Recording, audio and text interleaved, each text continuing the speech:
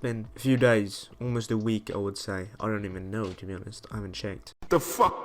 But yeah, I've been quite busy for the past few days, so that's the reason why there's been a bit of a gap in the uploads and you know, my activity on this channel. But yeah, I'm back, right? I'm back, and I'm gonna be posting a lot more now, so you know, stay tuned for all of those videos. Let's get straight into what video I'm gonna be watching today. Now, you obviously probably have seen it from the title of the video. That's probably why you pressed on it, right? Now the video today, right, because I usually introduce the videos, because you know, you gotta give credit to the channel and whatnot. If you haven't checked out a video of mine before, then this is usually what I do, right? You can skip this part anyway, right?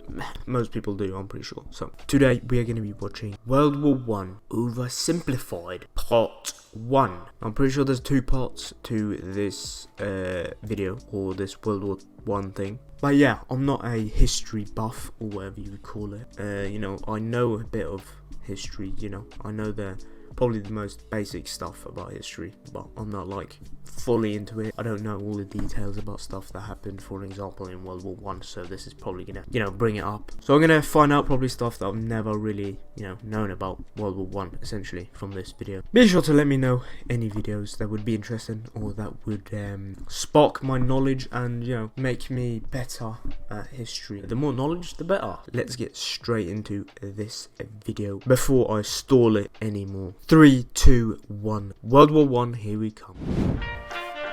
The world of 1914, a time of modern technology, culture, and fashion.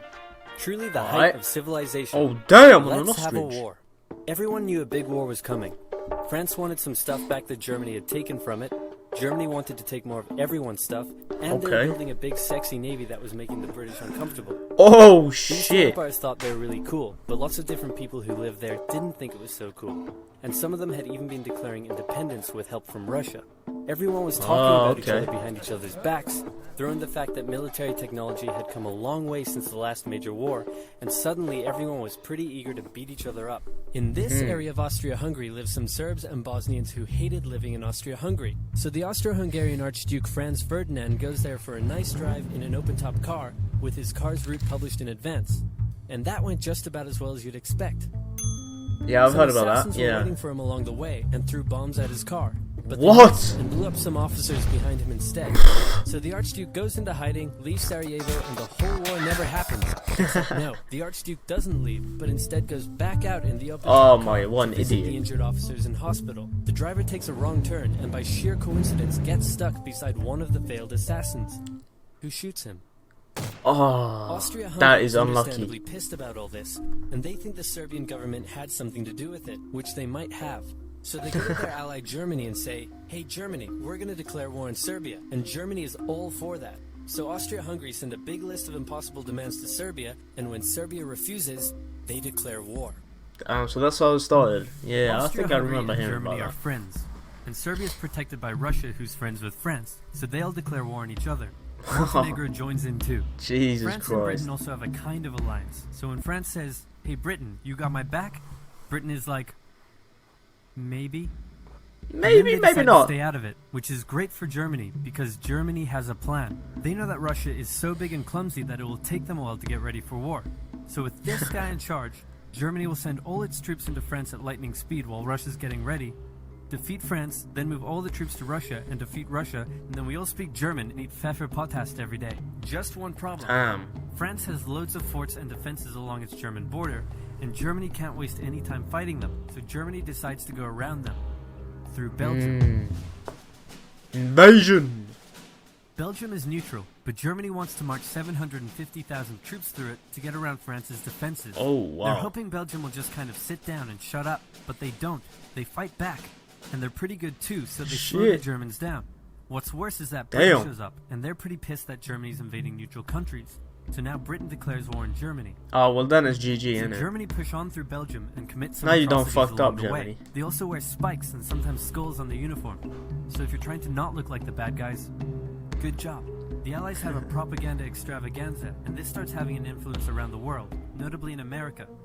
The US President Woodrow Wilson sees himself as a bit of a Jesus figure and spends most of the war trying to get everyone to just hug it out. But there's also a large population of ethnic Germans living in the United States, and when the war first broke out, they were like, yay Germany. But now that they're committing atrocities in Belgium, they're less enthusiastic. Let's play. Yeah, that makes Spot sense. The French soldier. Did you see him? Yeah. Easy, right? He's wearing a bright blue uniform with red trousers. And do you know who else spotted him easily too? The Germans. So when the French were slowly marching in columns through the countryside, the Germans easily tore them to shreds with their giant guns. All the nations involved in this war went in with an old school war mentality, and all of them had to update their uniforms and tactics a lot during the Great War. No boots. No helmet. This war was going to be like nothing anyone had ever seen before. Russia's ready for war, and way earlier than expected.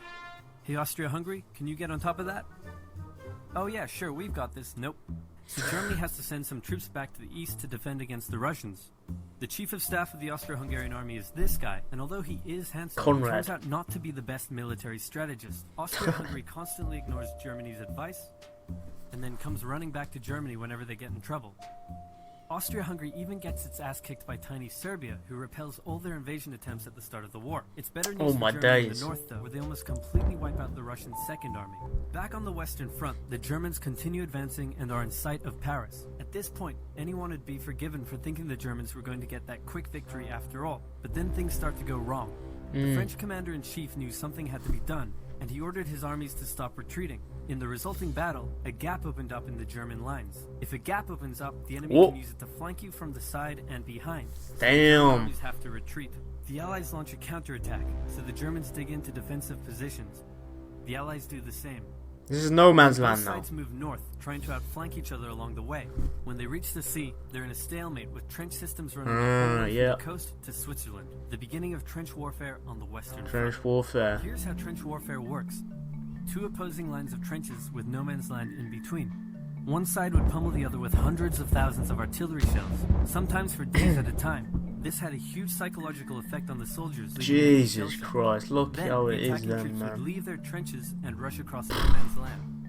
A muddy, wet mass of shell craters and barbed wire. The defending trench would unleash machine gun fire on the attackers, inflicting thousands of casualties. The attackers would send wave after wave until either they gave up or the opposing trench was finally overrun. There would be months of fighting and the deaths of thousands in order to gain a few meters or kilometers of land. Living in the trenches was hard work too. Corpses, mud that could swallow you whole, pools of poisonous water, rats, disease, the smell. It's insane that millions of soldiers put up with these conditions, and commanders ordered them to do so for years.